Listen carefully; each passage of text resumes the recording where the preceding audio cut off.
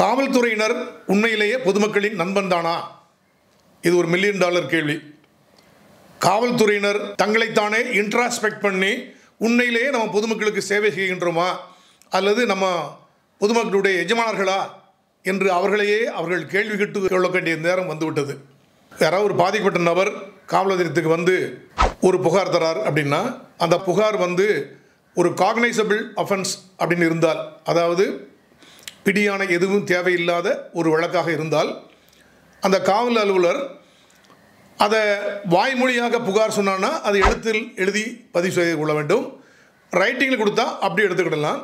இல்லை எலக்ட்ரானிக் மீன்ஸில் இப்போ இருக்கிற பாரதிய நகரிக் சுரக்ஷா சங்கீதாவில் 173 எலக்ட்ரானிக் மீன்ஸில் கொடுத்தா கூட அந்த கம்ப்ளைண்ட் எடுத்துக்கிட்டு உடனடியாக அந்த புகாரில் சொல்லப்பட்டவாறு காக்னைசபிள் அஃபென்சஸ் எதெல்லாம் மேட் அவுட் ஆகுது அப்படின்னு பார்த்துட்டு அதன் பிரகாரம் ஒரு முதல் தகவல் அறிக்கையை, அதாவது ஒரு வழக்கை பதிவு செய்ய வேண்டும்.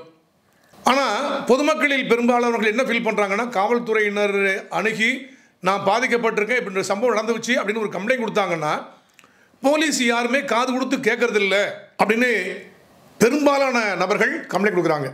நாங்கள் ஸ்காட்லாண்ட் யார்டு போலீஸுக்கு அடுத்தபடியாக உலகிலேயே 2வது சிறந்த போலீஸ் அப்படின்னு தமிழக காவல்துறை இதுவரையும் சொல்லி வந்தோம். உண்மையிலே அதுக்கு உகந்தவர்களாக நம்ம இருக்கின்றோமா அப்படின்னா, ஸ்காட்லாண்ட் யார்டு போலீஸ் ஏன் அப்படி சொன்னாங்க அப்படின்னா, முதல்ல வரக்கூடிய அந்த புகார்தாரர் விக்டிமை with sympathy and empathy treat பண்ணுவாங்க. இரக்க உணர்வோடு தாங்களே பாதிக்கப்பட்டிருந்தால் தாங்கள் எவ்வாறு நடத்தப்பட வேண்டும், போலீஸாரால் எவ்வாறு நடத்தப்பட வேண்டும் என்று எண்ணுகிறார்களோ அந்த அளவில் let us step into the shoes of victim அப்படின்னு சொல்லுவாங்க ஆங்கிலத்தில். அதை மாதிரி வரக்கூடிய நபர்களை நடத்த வேண்டும். நம்பர் 2, குயிக்கஸ்ட் மீன்ஸில் சீன் ஆஃப் கிரைம் ரீச் பண்ணி ஒரு நிவாரணம் கொடுக்கணும் அப்படிங்கிறது தான் அவங்க அதில் வேர்ல்டு லெவல் நம்பர் 1 இருக்காங்க ஸ்காட்லாண்ட் போலீஸ். இப்போ நம்ம போலீஸ் எப்படி அப்படின்னா, புகார் கொடுத்தா ரொம்ப லேட்டாக வந்து சேராங்க, வந்து சொல்கிறாங்க. அதில் கூட உண்மை இல்லாமல் இருக்கலாம். ஆனால் பெரும்பாலான கம்ப்ளைண்ட் என்னென்னா, போய் கம்ப்ளைண்ட் கொடுக்க ஒரு நபர் பாதிக்கப்பட்டவர் போனாலே இன்ஸ்பெக்டர் இல்லை, எஸ்ஐ இல்லை, சாயந்தரம் வாங்க, நாளைக்கு வாங்க, சரி கம்ப்ளைண்ட் எழுதி கொடுங்கய்யா அப்படின்னு சொல்ல வேண்டியது. எழுதி தெரியாமல் இருந்ததுன்னா எதாவது எழுதி வர தெரியாதா அப்படின்னு சொல்கிறது. வரக்கூடிய கம்ப்ளைண்ட்டு டென்ஷனில் இருப்பார், என்னத்தையும் சொல்லிட்டு இருப்பார். யோ நேரம் வந்து சொல்லு, என்ன வேணுமோ சொல்லு, கண்ணாமண்ணான்னு பேசி நேரத்தை வீணாக்காத அப்படின்னு சொல்கிறது. இதெல்லாம் மிக மோசமான பழக்கங்கள்.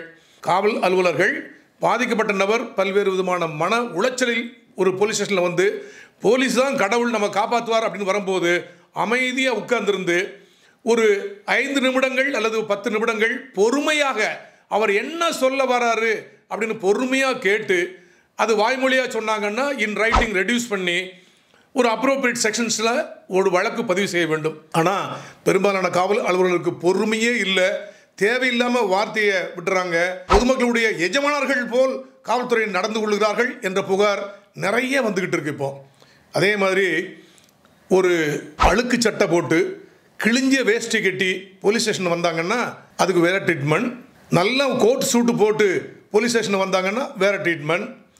சைக்கிளில் அல்லது நடந்து வந்து காவல்துறையில் வந்து புகார் கொடுக்க வந்தாங்கன்னா ஒரு ட்ரீட்மெண்ட்.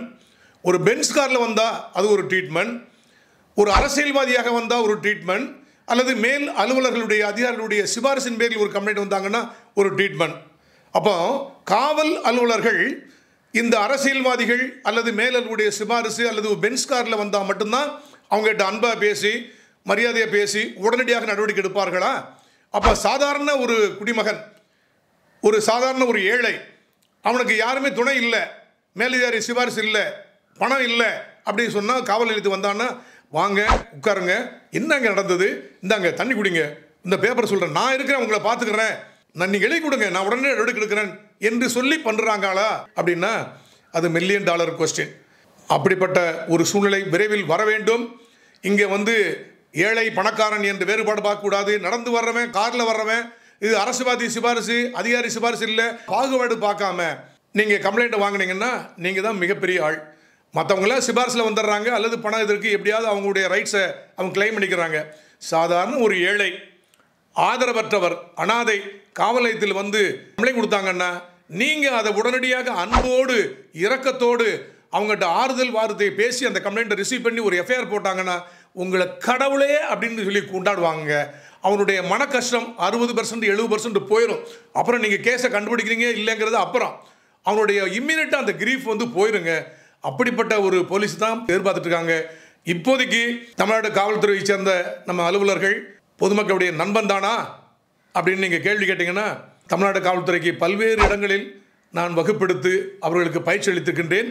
நான் தமிழ்நாடு காவல்துறையை சேர்ந்தவர்கள் இன்னமும் பொதுமக்கள் நண்பனாகத்தான் பழகிறார்கள் என்று நான் இன்னமும் நம்புகிறேன். அப்போ நீங்கள்